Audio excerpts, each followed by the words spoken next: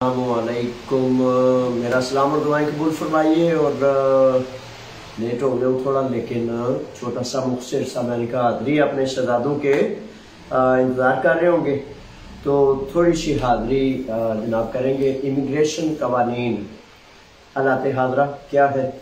और पिछले वो दिनों में कुछ ऐसा हुआ कि किसी ने एक कोई बड़ी पुरानी वीडियो जो है टिकटॉक पे चला दी।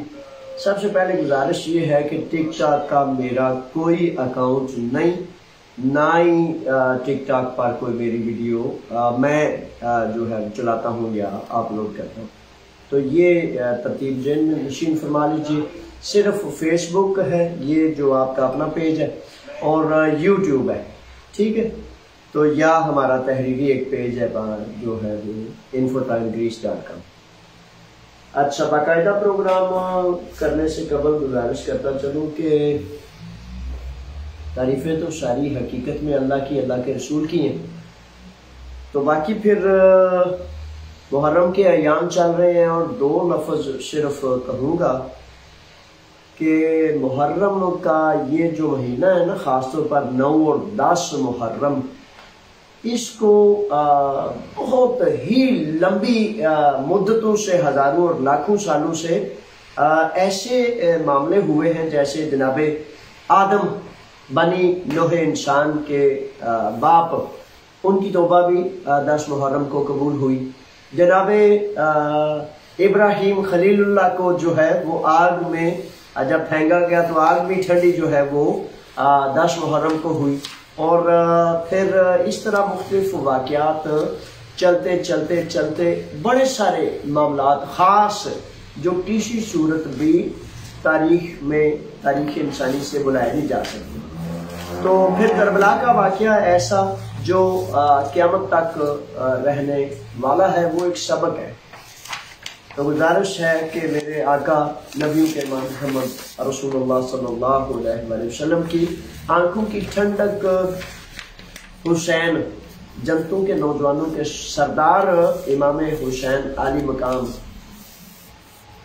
जो आपका यजीद से मामला था वो क्या था? यजीद से मामला था कि वो अल्लाह के हुक्म को, अल्लाह की हदूद को तोड़ता था, जिसकी वजह से आपने क़याम किया। तो मेरे बच्चों, छोटी और बड़ी छोटी बात यह है कि हुसैन का वो है, हुसैन के रास्ते पर वो है कि जो शर और शरीर के सामने, जालिम और जुल्म के सामने, फासिक और फाजर के सामने, रिश्वत लेने देने वाले के सामने क़याम करे, वो हुसैन के रास्ते पर है। और जिसने उनसे दोस्ती की वो यजीद के रास्ते पर है। अल्लाह से दुआ है कि मालिक करीम हमें जद्दों के नौजवानों के सरदार जनाब इमाम हुसैन अली मुकाम, जनाब इमाम हसन के रास्ते पर करी। मालिक अपने नबी के हुक्म, अपने नबी की सुन्नत पर क़याम अता फरमाई, ताकि हम तेरे हुक्म का परचम सर बुलंद करें और दुनिया में मजलूम के साथ खड़े होकर अल्लाह के हुक्मों को सर बुलंद करने का अमल जो है वो करें। अच्छा, वो ऐसा है कि वो मैं आज चूंकि प्रोग्राम बड़ा छोटा करूंगा, बहुत थोड़ा ही, अगर कुछ सवाल ताज़ा तरीन आ जाए तो वो ले लूंगा। तो मगरिब से कबल ये 25 मिनट, तकरीबन 20 मिनट मुयस्सर, तो इसके साथ साथ हम प्रोग्राम करेंगे।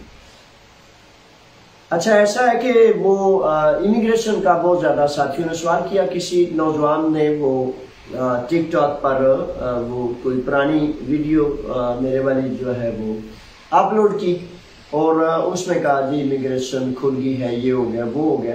तो गुजारिश है कि इस वक्त कोई ऐसा कानून नया नहीं आया, ना कोई ऐसी इमिग्रेशन खुली है, ना 5 साल वाला कोई कानून आया है। तो ये सारी बातें शायद बहुत पुरानी थी, कोई पुराना बिल था या कब की ये बातें हैं। तो अब ताज़ा तरीन सूरत हाल में ऐसी कोई बात मौजूद नहीं।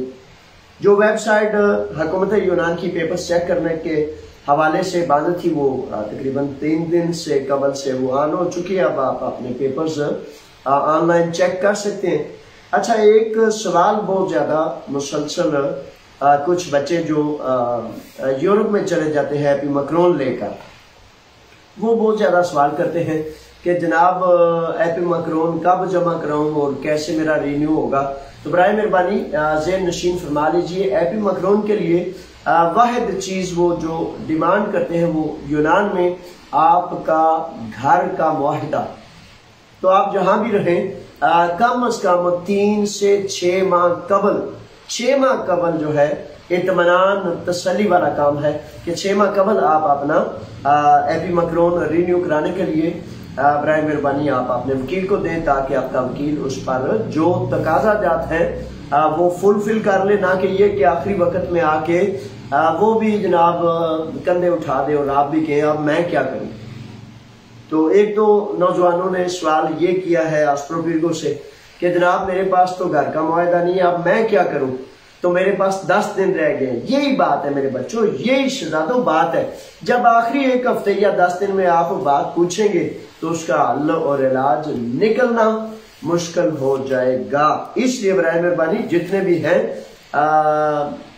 स्कैंडिनेवियन कंट्रीज से लेकर यूरोप भर में जहां भी आप रहते हैं, आपके वहां के जो पेपर हैं उनके लिए तकाजा होता है कि आपका एपिमैक्रोन रिन्यू होगा, तो तब आपके वहां के पेपर जो है उनको रिन्यू किया जाएगा। तो ये बराए मेहरबानी ज़हन नशीन फरमाएं कि कम अज कम 4 माह कबल आपने वकील से रजू करें, ताकि अगर किसी किस्म की कोई कमी है तो वो पूरी करें। और बराए मेहरबानी तवज्जो से सुन लीजिए कि किसी सूरत भी 2 नंबर कॉन्ट्रैक्ट ना लगाएं, क्योंकि बड़े सारे लोगों के पेपर जाया बर्बाद हो गए हैं, क्योंकि उन्होंने किसी से अमोनिया से बाजार से 2 नंबर कॉन्ट्रैक्ट लिया और लेकर जनाब वो उसने जमा करा दिया। उन्होंने कहा चलो मुकम्मल सुर्ख बड़ा काटा है और आपके पेपर कोई नहीं खत्म कर दिए। अच्छा, एक सवाल मुसलसल ही पूछते जा रहे हैं आप सारे, वो वेव्योशी वाला, अयूम वाला या क्यूम वाला या पता नहीं कौन सा। तो बराए मेहरबानी थोड़े लफ्जों में गुजारिश, ये तीसरा प्रोग्राम है, उस पर आप मुसलसल पूछते जा रहे हैं और मैं मुसलसल बताता जा रहा हूँ कि अगर मेरे बच्चों ऐसा कोई कानून होता तो यूनान में हर दूसरा वकील इस कानून के तहत आपके पेपर्स जमा करा लेता। लेकिन चूंकि ऐसा कोई कानून नहीं है, तो कानून सबूत मांगता है, दलील मांगता है। तो बराए मेहरबानी ऐसी बेबेहोशी से अपने आप को बचाएं।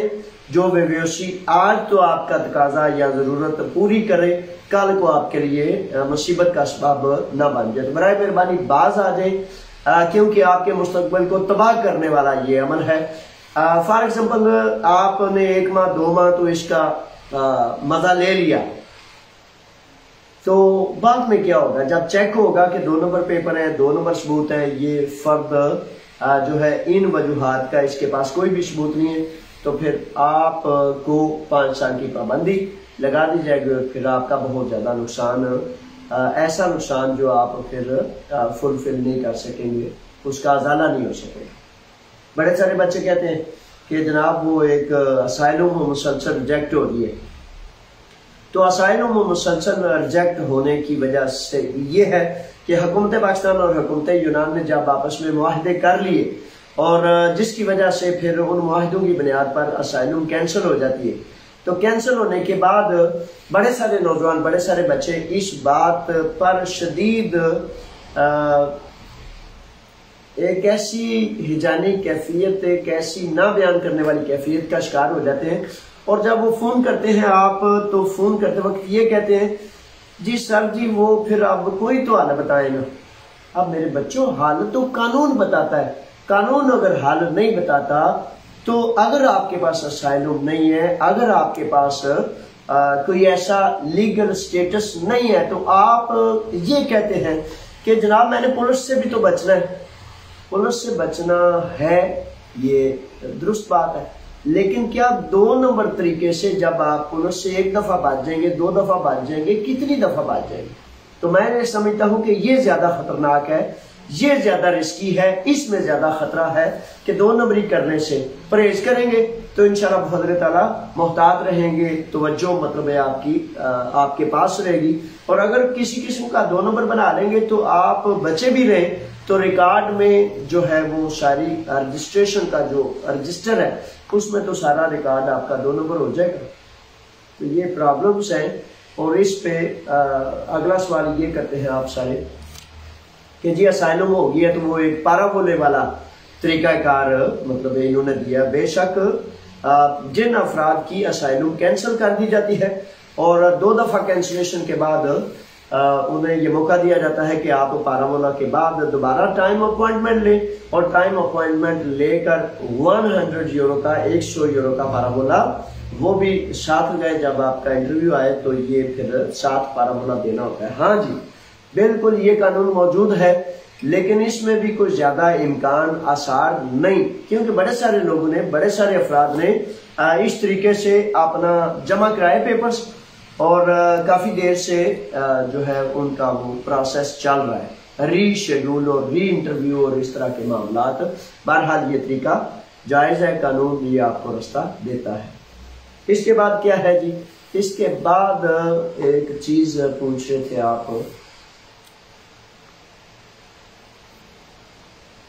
बहरहाल चीजें बड़ी सारी पूछते हैं, लेकिन बुनियादी तौर पर दें जी। ये जो सवाल है जो नौजवानों का कोई आ गया तो इसको देख लेते हैं, क्या सवाल आप शहजादे ने किया है। अच्छा जी, शकील साहब हैं, खुश आमदीद मेरे शहजादे, आपको वेलकम।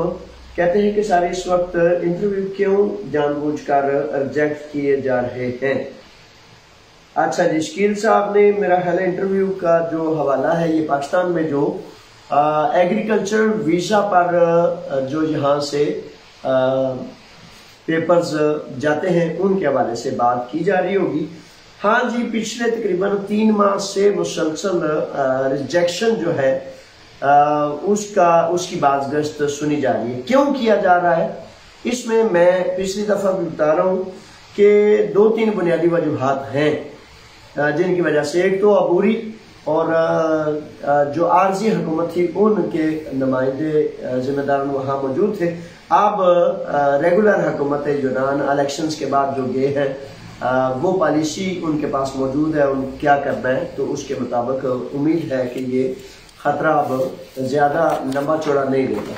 दूसरी इसकी वजह यह है कि पाकिस्तान में आपका अपना वतन है और आप उसको बहुत ज्यादा अच्छे तरीके से जानते हैं। मेरे बच्चों, जब अंदर और बाहर मुख्तलिफ चूहे खाने वाले वो जो लोग हैं, रिश्वतखोर मुख्तलिफ बेचारे बड़े बड़े अफसरों की शक्ल में, छोटे छोटे प्यारे प्यारे कपड़े पहन के बदबूदार काम करने वाले लोग, तो वो जब मुसलसल अंदर बाहर रबत करते हैं तो फिर वो आपसे कैसे 5 लाख या 7 लाख या 10 लाख रुपया लेंगे अपने अफसरान के लिए, उनके बच्चों की अयाशियों बदमाशियों के लिए वो कैसे ले सकते हैं। जब आपका वीजा रिजेक्ट होगा तो मिली भगत से फिर 5 लाख 7 लाख लेके आपको कहेंगे जी कि हम आपका करा देते हैं ये। और तीसरी वजह यह है कि अक्सर बेशतर जब हमारे बच्चे पाकिस्तानी नौजवान शहजादे यहाँ आए हैं वीजे पर, तो आने के बाद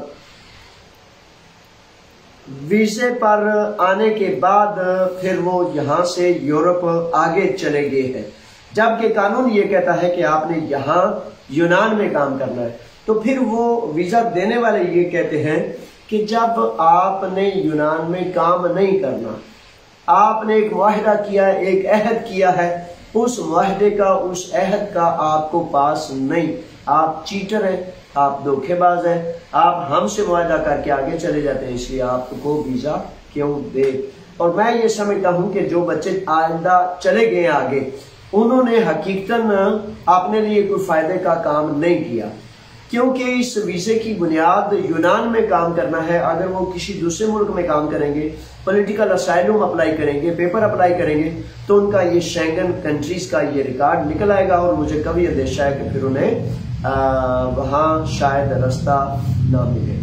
तो ये मुख्तलिफ चीजें हैं। बहरहाल हतमी और फाइनल ये है कि किसी मुल्क की पॉलिसी होती है, उसके सफीर के पास, और उस पॉलिसी के मुताबिक वो काम करता है, रोकना है, जाना है, नहीं जाने देना, क्या करना है। तो हतमी और फाइनल ये बात। इफ्तिखार साहब हैं, इफ्तिखार कहते हैं कि सर स्कूपा बंद हो गया या नहीं। इफ्तिखार साहब, अब तो तकरीबन गिरफ्तारियां बहुत ज्यादा शिद्दत से नहीं जारी, लेकिन हल्का फुल्का रोक रखा अभी भी जारी है। और ये सारा सख्ती ज़्यादा इसलिए थी क्योंकि इलेक्शंस जो यूनान में हुए तो ये इनके इलेक्शन कैंपेन का एक हिस्सा थी, ताकि फार्मर पर प्रेशर डालकर यूनानी अफराद मर्दोजन से वोट लिए जा सके। तो वो उन्होंने कर लिया। जानी मलिक साहब आगे हैं। जानी मलिक साहब आपको खुश आमदीद प्रोग्राम में। कहते हैं आदिया अरगासिया पर पाकिस्तान जाऊं तो वीजा लग जाएगा। आदिया अरगासिया पर मेरे बच्चे कभी भी पाकिस्तान नहीं जाना और आप नहीं जा सकते। आदिया अरगासिया सिर्फ काम करने के लिए होता है और मैं आपको तजवीज करता हूं कि अभी किसी सूरत भी आप पाकिस्तान ना जाएं। मजबूरियां तो होती हैं, प्रॉब्लम्स और मसाइल भी होते हैं, लेकिन इसलिए ना जाएं कि किसी वक्त भी मालिक और मजदूर का अगर कॉन्ट्रैक्ट खुल जाता है, इसका इम्कान पैदा हो जाता है, तो बाकायदा दुरुस्त पेपर बनवा कर आप जाएं तो वो आपके लिए बेहतर है। क्योंकि पाकिस्तान में जिनके वीजे गए हैं उनके भी पिछले 3-4 माह से मुसलसल वीजे रिजेक्ट किए जा रहे हैं और रिश्वत माफिया। फिर आपको पता है ना, मेरे वतन में, वतन अजीज पाकिस्तान में प्राइम मिनिस्टर साहब भी रिश्वत को नहीं रोक सकते। कोई सुप्रीम कोर्ट, कोई हाई कोर्ट, कोई जज साहब भी रिश्वत को नहीं रोक सकते। वो बुनियादी असूलों में है। जो उससे प्यार करे वो मुहिब्बे वतन है और जो उसके खिलाफ बात करे वो वतन का दुश्मन ठहराया जाता है। जान लो, ये बातें याद कर लो। अच्छा जी, आगे हैं अवैस। खुश आमदीद अवैस शहजादे। अवैस कहते हैं सर यहाँ ग्रीक से वीजा निकालने कितना टाइम लगता है? अवैस ग्रीक से वीजा निकालते वक्त टाइम की कोई लिमिट नहीं है। वैसे तो कानून कहता है 60 दिन के अंदर यानी कि वीजा प्रोसेस हो जाना चाहिए और 60 दिन के अंदर अम्बेसी को इसका प्रोसेस 60 से 90 दिन के अंदर कर देना चाहिए। लेकिन यहाँ 30% से 40% इलाकों में ये वीजे वगैरह जो है वो जारी है, जो भेजा जाता है। अगर वो निकल आते हैं 30 से 40%, तो वो निकलने के बाद जब ग्रीक एम्बेसी इस्लामाबाद में भेज दिए जाते हैं तो वहाँ 1-1 साल हो गया बच्चों को, 6-6 माह, 5-5 माह, तो वो इंतजार कर रहे हैं और अभी तक उनको उसका प्रोसेस मुकम्मल नहीं हुआ। इसलिए इसमें टाइम लिमिट नहीं, बस मुमकिन है तो आप कर दें। कैसर साहब हैं। कैसर खुश आमदीद मेरे शहजादे। कहते हैं कि वीजे के हवाले से कुछ बताएं। ये सारा कुछ वीजे के हवाले से बताया मेरे शहजादे। आपको सलाम है, दुआएं हैं और अल्लाह ताला आसानियां फरमाएगा। अदनान साहब हैं। अदनान खुश आमदीद। लिखते हैं कि पेपर्स पहली बार जमा करवाने पर अगर कोई लिपि हो तो बता देंगे, ये बगैर बताए ही डायरेक्ट रिजेक्ट कर देते हैं। पहली बार बगैर बताए रिजेक्ट कर सकते हैं। अच्छा, ऐसा है कि उसमें अगर किसी किस्म की मिसिंग हो तो बताते हैं और ज़्यादा बेहतर ये है कि अगर आपने पेपर्स जमा कराए हैं तो पेपर्स जमा कराने के बाद आपका वकील उनको मेल लिखे कि भाई इस प्रोसेस में क्या कमी है, क्या मतलब है, हमारा प्रोसेस कैसा जा रहा है, अगर किसी किस्म की कमी है तो हमें आगाह करें। तो उसकी वजह से वो ज़रूर फिर आगाह करेंगे और रिजेक्शन से पहले उसका जवाब लिखेंगे कि इसके सबूत मुकम्मल नहीं है या आपने सबूत मुकम्मल करें, या जो भी उन्होंने फाइल को चेक किया होगा उसके मुताबिक वो जवाब लिखेंगे। इस तरह आप फौरी रिजेक्शन से बच सकेंगे, वो आपको आगाही करेंगे। अरशद बेग साहब हैं सर, जिनके 7 साल 2024 में पूरे हो रहे हैं और इनके पास असाइलम के सबूत है, इनके बारे में थोड़ी तफसील बता दें, शुक्रिया। अरशद बेग साहब, आपको प्रोग्राम में खुश आमदीद, वेलकम। अच्छा, जिनके पास ये कानून ने वजाहत की है कि जिनके पास असाइलम के सबूत है 1 जनवरी 2024 से उनके असाइलम के सबूत कानून कहता है कि नहीं माने जाएंगे, नहीं तस्लीम किए जाएंगे। तो ये तरतीब है। उससे कबल जो है आप के पास अगर सबूत मुकम्मल होते हैं तो फिर उससे कबल कर लें, क्योंकि 1 जनवरी 2024 से ये कानून अमलदारी में आ रहा है। अच्छा जी, अब आज का यही है। अब मैं नमाज मगरिब का वक़्त हो चला है तो उसकी वजह से अब ये सवाल 1-2 और आ गए। शील साहब हैं और लिखते हैं सर इस वक्त इंटरव्यू क्यों जानबूझकर फिर रिजेक्ट किए जा रहे हैं? ये मैंने तफसील बता दी है जी। इफ्तार साहब, ये फिर दोबारा स्कूबा बंद, ये तो वही सवाल है जो मैंने पहले किए हैं।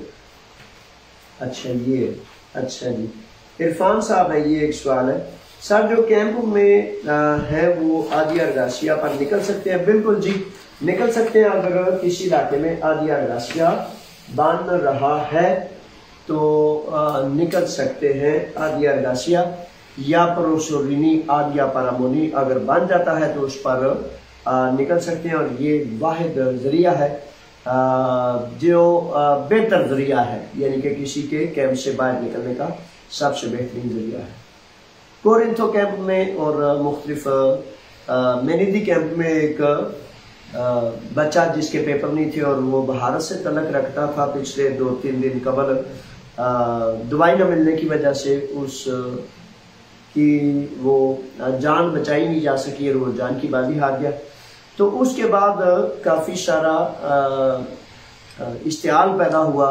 कुछ बच्चों ने मतलब मेनिदी कैंप में अमिगदालेसा में गधों को आग लगा दी, फिर पुलिस का मामला बना और तशद्दुद भी हुआ, मुख्तलिफ केसेस भी बने। तो मेरे बच्चों गुजारिश ये है कि वो मौला अली फरमाते हैं कि जुल्म के खिलाफ बहुत देर चुप करने से जुल्म बढ़ता है और फिर तकलीफें, कुर्बानियां, मुसीबतें उतनी ज्यादा झेलनी पड़ती। जिंदगी का एक असूल बना लें, एक फार्मूला बना लें कि जुल्म हो, जबर हो तो उसके सामने क़याम कर लिया करें और आपको वो इंतहाई इश्तियाल की जगह पर ना जाना पड़े। तो जब आप मुसलसल चुप रहते हैं, मुसलसल चुप रहते हैं, मुसलसल चुप रहते हैं, तो फिर वो जब वो कहते हैं कि अंदर चुप रहने से फिर बहुत ज्यादा प्रेशर बढ़ जाता है और फिर एक ही दफा बंदा फटता है। तो कानून ये कहता है कि आप एहतजाज कर सकते हैं, आप अपना क़याम कर सकते हैं, आप भूख हड़ताल कर सकते हैं, आप बड़े सारे रास्ते हैं। लेकिन फॉर एग्जाम्पल कोई भी फर्द, कोई भी बच्चा आग लगा देगा तो पुलिस तो रोकेगी, और अगर वो आग लगाएगा उस पर केस भी बनेगा, उस पर जबर भी होगा। अल्लाह ताला आपको महफूज रखे, इज्जतों से अल्लाह ताला आपको आज़ादी नसीब फरमाए। और गुजारिश करने का मतलब ये है, जैसे कोरिंथो में पिछले 1 हफ्ते 10 दिन से पानी का मसला था, तो बात यह है कि मैं रजाकार के तौर पर रजाकार हूँ। कोई सामान नहीं, कोई माल नहीं, कोई दौलत नहीं, कोई ड्यूटी और नौकरी भी नहीं, कोई सबाब और जरिया भी नहीं। मैं तो इसलिए ये करता हूँ ताकि किसी तौर पर भी कुछ आस और उम्मीद बन जाए और किसी तरह से आपकी रहनुमाई कर सकूं, ताकि मायूस ना हो जाए आप। मेरे बच्चों ये हकीकत है कि सफीरों का गवर्नमेंटों के काम होते हैं, लेकिन सफीर या आपकी गवर्नमेंट्स वगैरह जो हैं वो बेचारे खुद मुआहदे करें कि इनको डिपोर्ट कर दें, तो फिर वो कैसे आपकी वो करेंगे।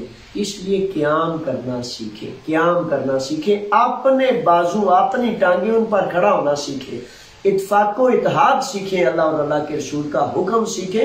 यकीन करें मैं बड़ी नेक नीति से, पूरे इखलास से आपकी मदद के लिए हाजिर हूं, लेकिन मेरे पास क्या है?